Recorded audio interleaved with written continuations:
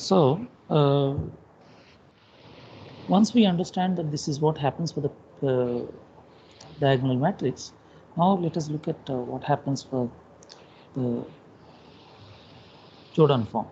If A equals to J P inverse. Okay, so this is possible for all matrices. For any matrix, you can write the Jordan form. Okay, so possible for any matrix. For any matrix.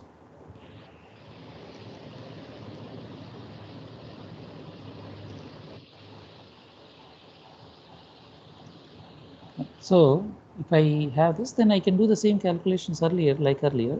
X prime equals to Ax I have. Okay, so this is P into J into P inverse X. So again you multiply by P inverse on both sides. Okay, so it becomes P inverse, and that is simply J into P inverse X.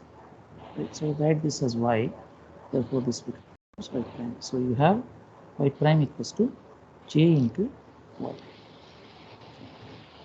And if I can find what the solution of this, I can write this as e power j into t.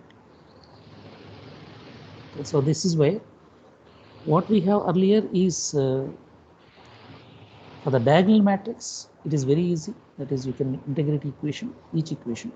And let's see in case of a Jacobian form, because which is true for any matrix, then I can easily write what is the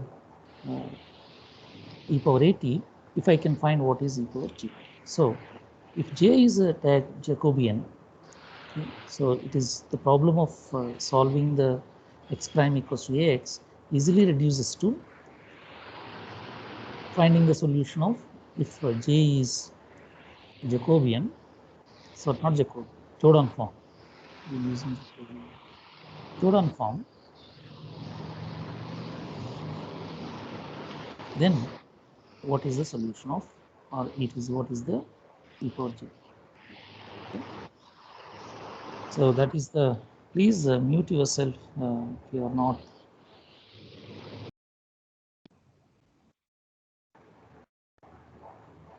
Okay. So that is the next theorem. That is, suppose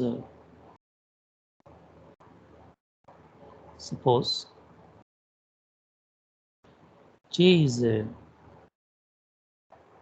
K by K matrix in Jordan form.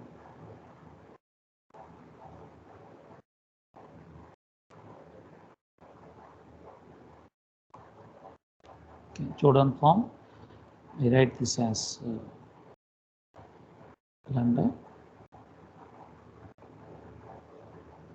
and 1 0 to 0 and 1 0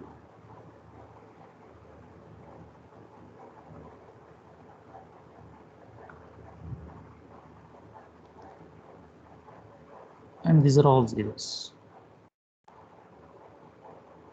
Okay. So this is the Jordan form. So here you have the off diagonal will have. So if you have a matrix like this, then x prime equals to, or right, then z prime equals to jz. Okay, has the solution.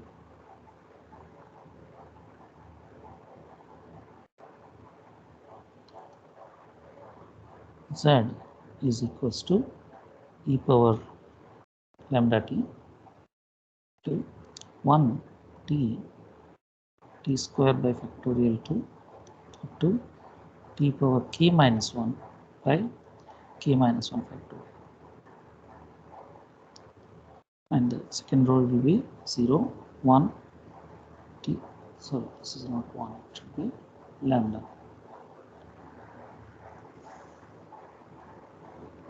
No, sorry, 1, fine. That's 1. So this is t power k minus 2 by k minus 2 factorial, and like this. Okay, so there will be 1 and t times the constants, some constants, arbitrary constants. So this is how the solution looks like. Therefore, I can write this z prime. This is the matrix e power jt. Okay, so this is my e power jt, and the c is the constant c e power jt. So z equals to e power jt into c. That's how we can denote this with. So let's see how now you see that if I write the exponential form of this matrix, it doesn't have an infinite series. Okay, so even if J is a matrix, it doesn't have infinite series. It's simply another matrix. Okay. So let us look at the proof in different cases. Take for example n equals to 2 first. So in this case,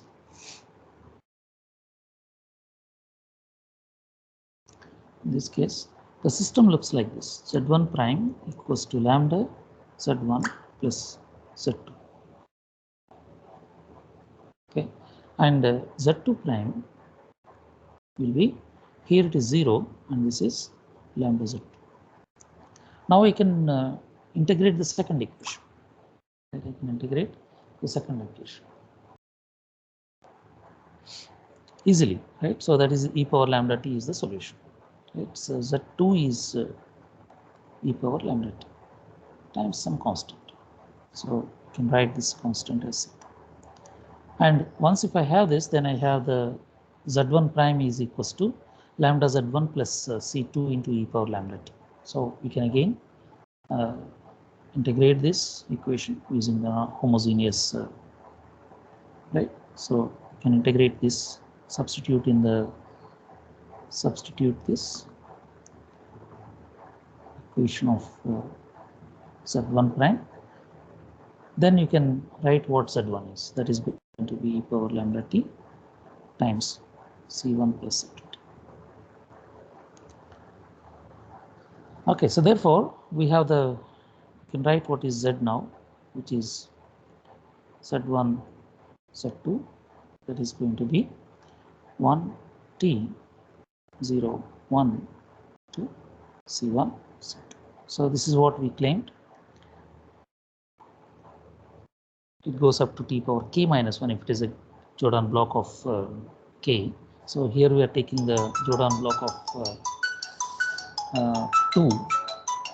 Just a minute, yeah.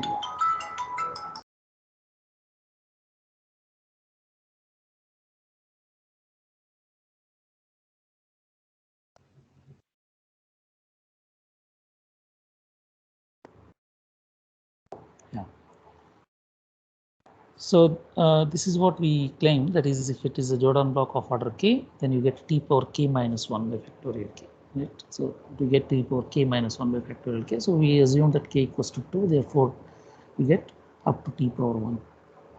So n equals to 2 or k equals to 2 cases here.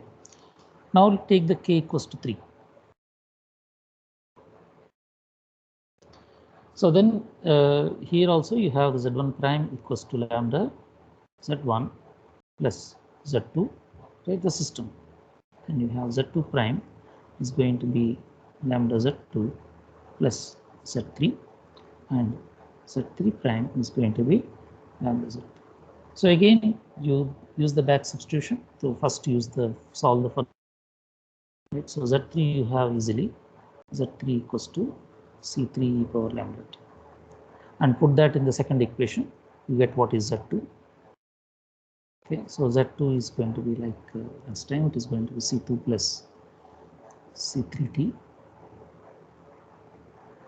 into e power lambda t, right? And put this one in the first equation, you will get Z1. So that is going to be C1 plus C2 t plus C3t square by 2 into e power lambda t. So if you write this in the matrix form, you exactly get what we wrote earlier, 1 t square by 2 and 0 1 t and 0 0 1 C1 C2 C2 and so on. So basically the idea is to solve the last equation and then substitute that in the previous equation like that. So every time you will have only the two terms on the right hand side.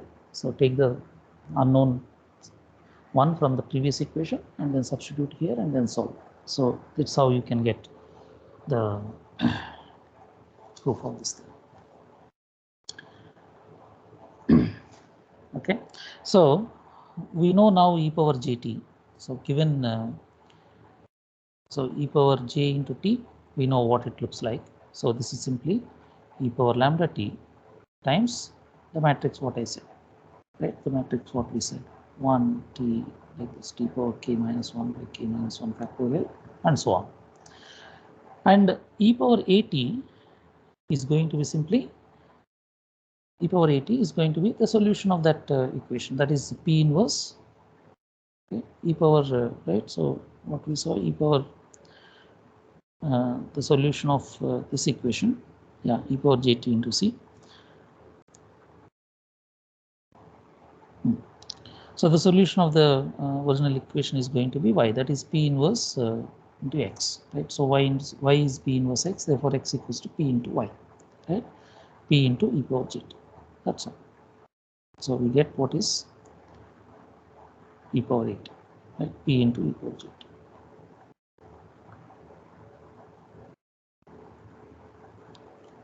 Okay, so this motivates us to define what are called the fundamental matrices.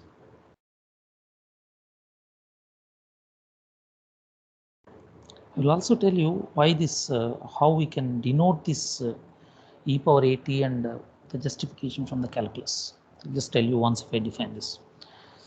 From the fundamental matrix. So what is the fundamental matrix? We say that the fundamental matrix of okay, of a system x prime equals to ax, okay, is a matrix whose columns are solutions. Is a matrix function whose columns are solutions, whose columns are linearly independent solutions.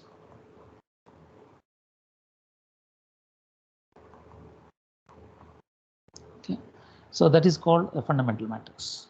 Now, once if you have the fundamental matrix, there are so many fundamental matrices, right? So you have so many linearly independent and linearly independent solutions, and then you can multiply by any constant vector. That is also becomes another linearly independent, right? So you have 10 linearly independent solutions, and you can multiply them by constants.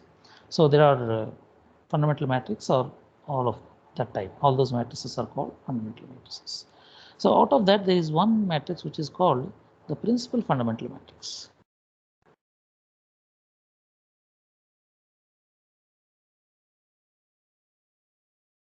Okay, so the principal fundamental matrix is the matrix phi, okay, which satisfies with the phi whose columns are solutions, and they are all linearly independent columns. And moreover, if I take phi at 0 becomes identity. Phi at 0 becomes identity. So out of all this class of fundamental matrices, we are putting one condition now, phi at 0. So therefore it fixes all the constants. Therefore, once phi of 0 is identity, then we call that matrix as the principal fundamental matrix, or in other words, this is also denoted with e power a into t.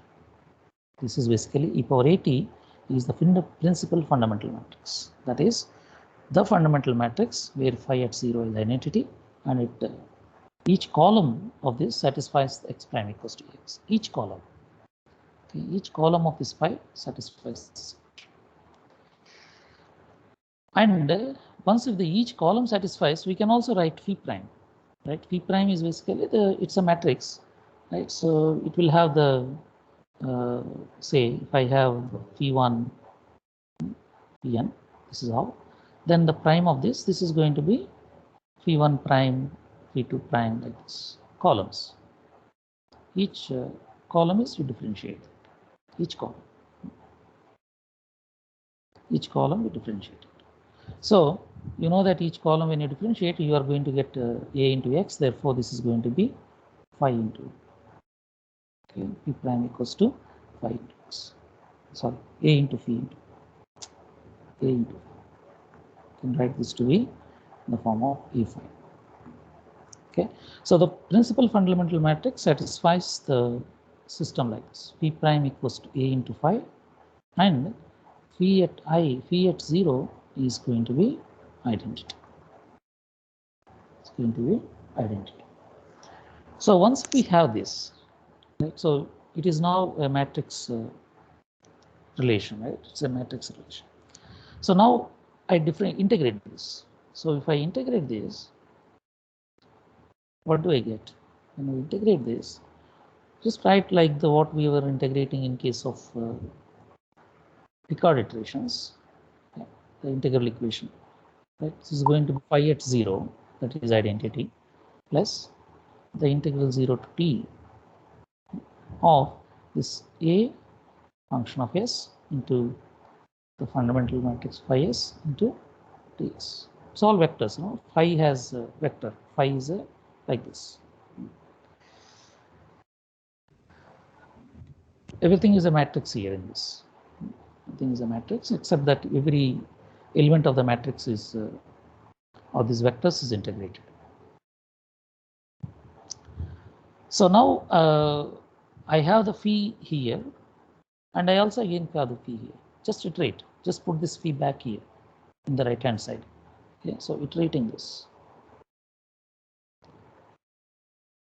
Iterating this, we get phi t is going to be I plus 0 to t, right? So this is also, I write this as now A of, say, it's a dummy variable only, A of sigma 1.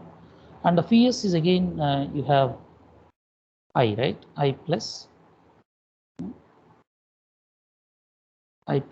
the integral 0 to t, say A of sigma 2 into p, sigma 2 into ds. So this becomes now I plus, write the integral 0 to t, A sigma 1 to d sigma 1 plus the first term multiplied by y. The second one is going to be up to two integrals, 0 to t and 0 to s of A sigma 1 into A sigma 2, like this. And keep iterating this, right? So if you keep iterating this, you get a series which is known as Peano-Becker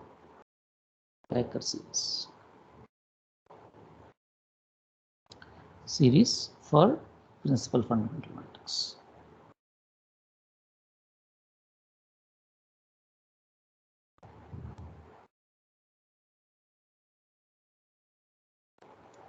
So what is that? That is what finally we get. The kind of series that we have is going to be I plus the 0 to t as ds plus the integral 0 to t 0 to s A sigma 1 to A sigma 2, okay, into d sigma 1 d sigma 2, and so on and so on.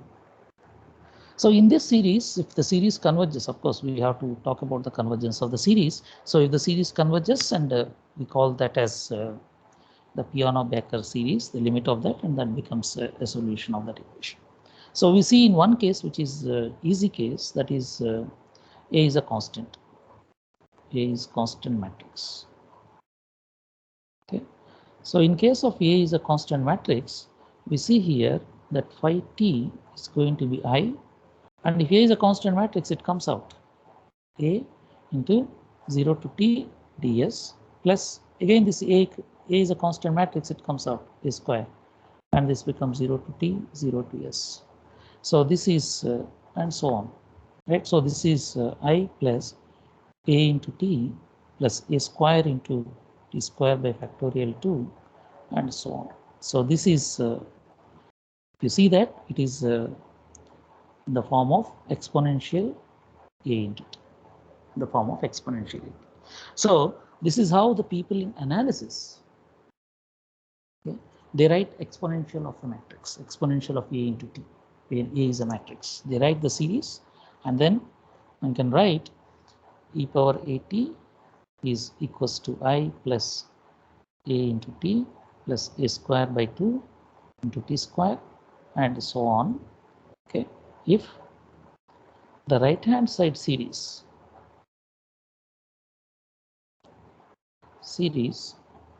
converges absolutely. What is the meaning of convergence absolutely? That means, you know, in case of series real numbers, right? Yeah.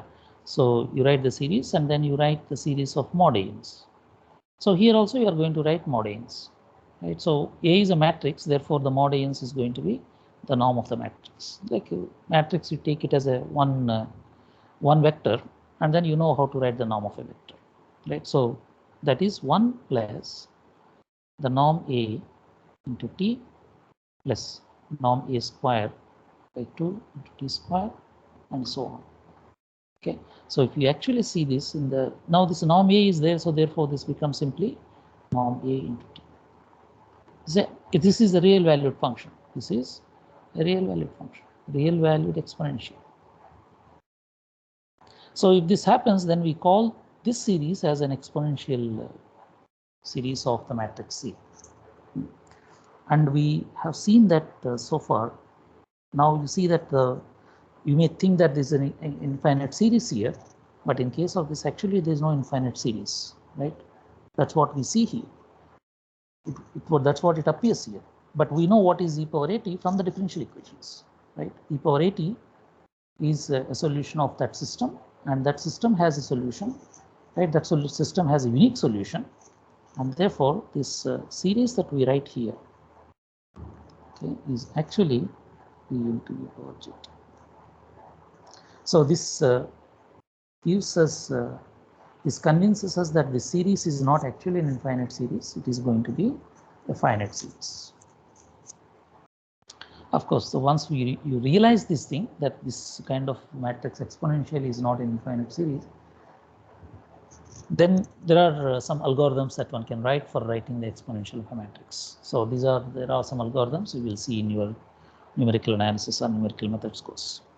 But what my point of telling you here is that when you mix the ideas from the differential equations and what we study in linear algebra, and here what you have is a series here. Then you see that there's a nice form of a matrix which comes as the exponential of a exponential function of coming from the matrix. And this kind of series, writing this kind of series in functional analysis is called Naiman series. So the generalizations of this in functional analysis goes like, if I don't have A to be a matrix, I can now talk about A to be an operator. Okay, so for any operator, I can write what its norm is that you will study in functional analysis. What is the norm of an operator, like norm of a matrix? Matrix norm we are writing like you treat matrix as a vector, okay, and then write its norm, Euclidean norm. So like that, can you write for a general operator on a general space, not on vector spaces, but some vector spaces where you have some topology. And they call this as a Naiman series. But all these things are motivated from the exponential matrix that is actually coming from the function that is coming from the solutions of first order system of equations. Okay, so once if you study the functional analysis, you will see that all these things as one simple special case of what you study the Naiman series and its convergence. Naiman series of an operator and its convergence. Okay, so what to do in case of complex roots? The complex roots, it's the same. There's nothing, I didn't do the proof of the Jordan canonical form for the complex roots, but it's going to be exactly the same. The theorem that I said is still going to be true. That is, you write the complex roots. If you write alpha plus I beta, okay, or the complex roots, in case of n equals to 2, they can, if there is a complex number, then its conjugate is also a complex number. Therefore, eigenvalues are going to be distinct. Okay, therefore the matrix is going to be diagonalizable. So you have the A plus IB.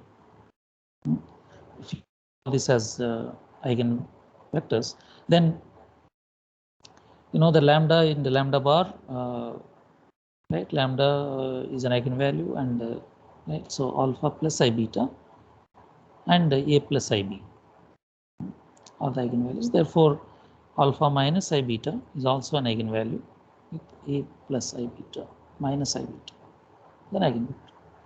Right. Therefore, in this case, you will have the Jordan form is going to be alpha plus I beta because distinct eigenvalues. So it is going to be diagonalizable matrix. Okay. And once you have this, then you can write if what is exponential matrix. That is simply write P into, right? So Pj into P inverse. Pj into P inverse. So you can write it once you have the eigenvalues, find the eigenvectors, and then form the matrix P coming out of this matrix P that is coming out of these eigenvectors. So let me give one example here in the complex roots. Take A 3 5 minus 1 minus 1. So you can see that lambda, which is equals to 1 plus minus I, okay, are eigenvalues, and therefore you have the eigenvector V minus 2 minus I, okay, and 1. This is one eigenvector, and corresponding to the other eigenvalue, it is a V bar conjugate of this is going to be an. So in this case, we form the matrix P with this vectors only, minus 2 1, okay, minus 1 0. This is my P coming from the V only. That is, if you write this as A plus I into B, the P will have just A and B. That is the matrix. And you have the e power jt is going to be exponential of 1 plus I into t, 0, 0, exponential of 1 minus I into t. Therefore, e power at is going to be this matrix P into e power jt to P inverse. So just multiply these matrices, you will get the solution of the system. So it gives a very clear picture of, once if you understand the Jordan forms and Jordan canonical form, and given a matrix, how to write the Jordan form. If you know, once we know all these things, then it is the writing the solution of system of equations becomes very simple in the form of matrices. Of course, to write a complete solution in the each one x1, x2, x3, xn, then you have to write these matrices and then multiply them. That's good. That will be as laborious as what we do by finding the generalized eigenvectors, what we did in the examples of 3x3 systems.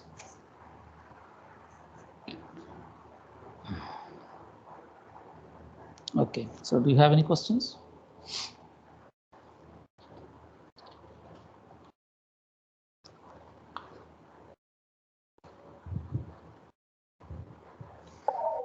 Yes, sir.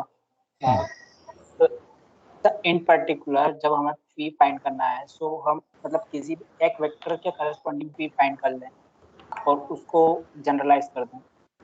No, P I told you already, right? What is P? P is a matrix where each column is an eigenvector, generalized eigenvectors. Okay. P has the columns of P or generalized eigenvectors. And we know the generalized existence of generalized eigenvectors, right? So for every matrix, there are a set of n generalized eigenvectors for every matrix. Yes, so therefore, you write these generalized eigenvectors and then just put it in the columns. That becomes your P. If the matrix is diagonalizable, then these are the eigenvectors. If it is not diagonalizable, some of them are generalized eigenvectors. They are all going to be linearly independent. Therefore, it is an invertible matrix.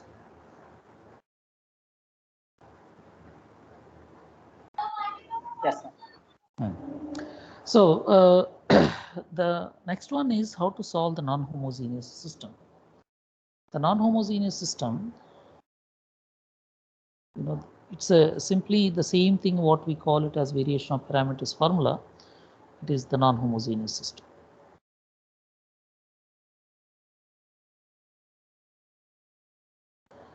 Okay, so you have x prime equals to, say you can write A depending on T and F.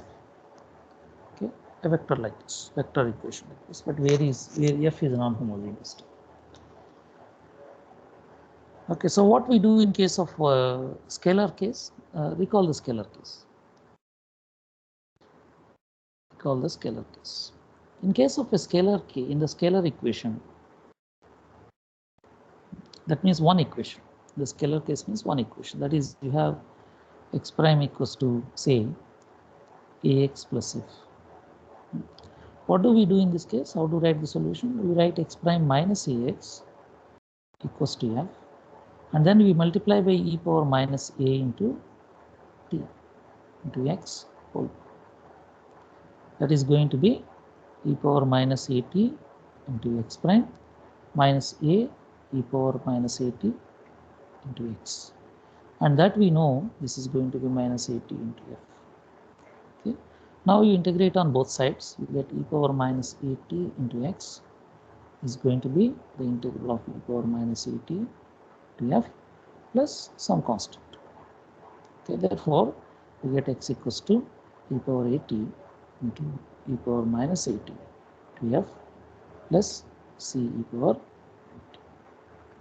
Everything comes in the form of exponentials, right? So now I know what is e power at, the exponential matrix, and this is the inverse of that matrix, right? And this is that matrix itself. So the same procedure I should be able to adopt for systems also, because once if I know that this is a solution of the scalar equation, I can write in the same way.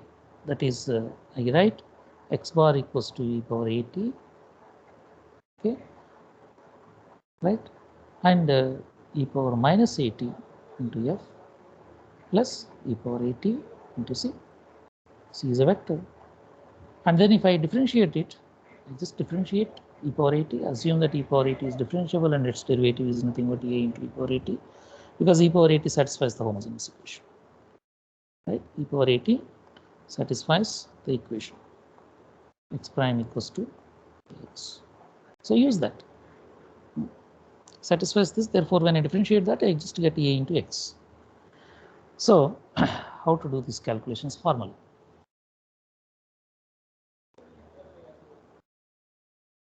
Okay, so how to do these things formally?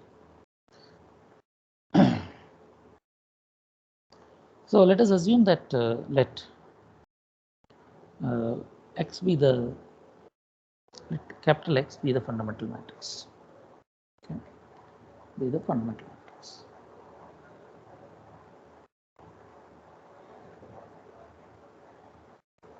And by variation of parameters, we assume that y, which is equals to x into u, okay, where u is not a constant. U is not identically equals to a constant. Okay, so assume this is a solution of non-homogeneous.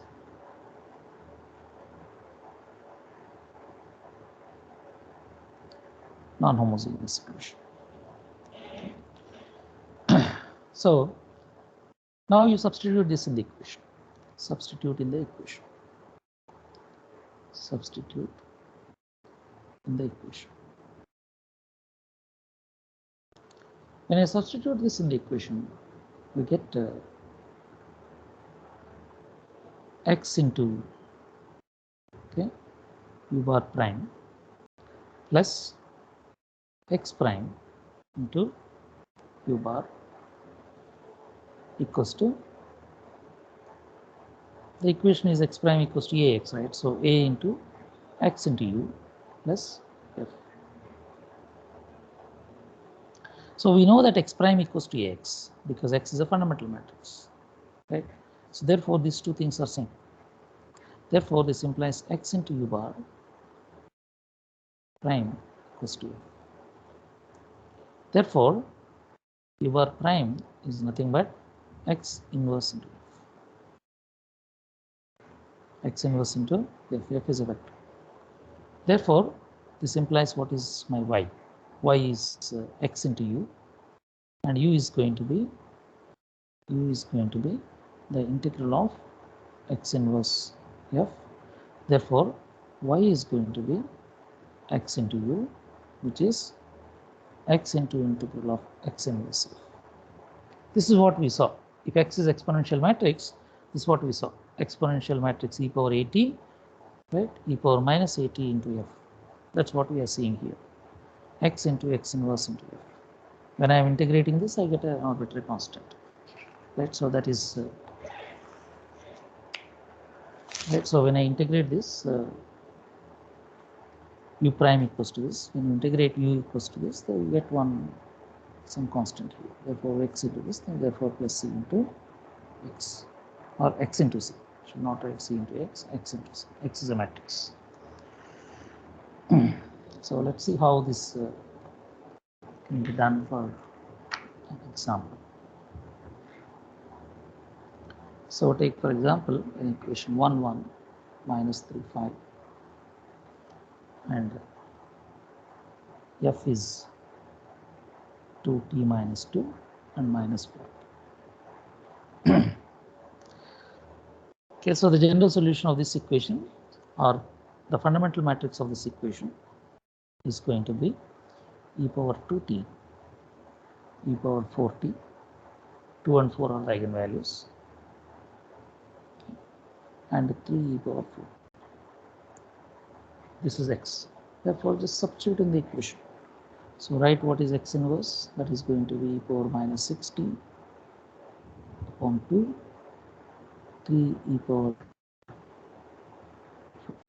4t, and e power 2t, e power 2t, and e power 4t. Right? Easy to write what the inverse is. Minus e power 4t. Okay. Therefore, you can write what is x inverse into f. Okay.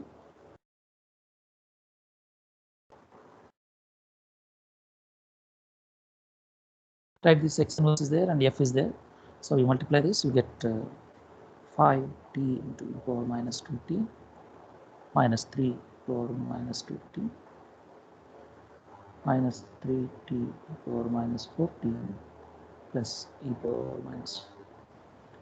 Just multiplication of these two vectors. And therefore, you get the matrix U going to be the integral of x inverse. Right? You can write as a critical solution from this. Okay, so you can calculate these things. Okay, so I will stop it here. These are all some calculations you can do. Anyway, I'm going to distribute the notes by today evening, so you can see the calculations there. They're all simple calculations. Any other questions?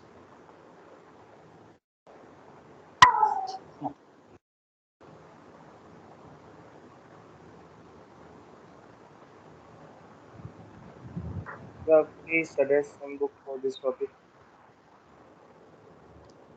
The books I already suggested, no? All those books will have these things. Of course, this Jordan, some part of the Jordan forms and all, they are taken from some linear algebra books, which are again standard. ये सब Coddington वगैरह में forms वगैरह नहीं दे रहे थे, इतने detailed. Coddington may not have the Jordan forms, but other books will have. The Ambrositti's book, Jordan form. The theorem you have done for generalized eigenvector that are not M.sc also. Yeah, that you will find in some linear algebra books, but anyway, I will give my notes also. You can see on the internet generalized eigenvectors and eigenvalues. It's only the way that we are defining you. You can call it as generalized eigenvector, or you can call it as Jordan blocks and Jordan forms. Okay, thank you.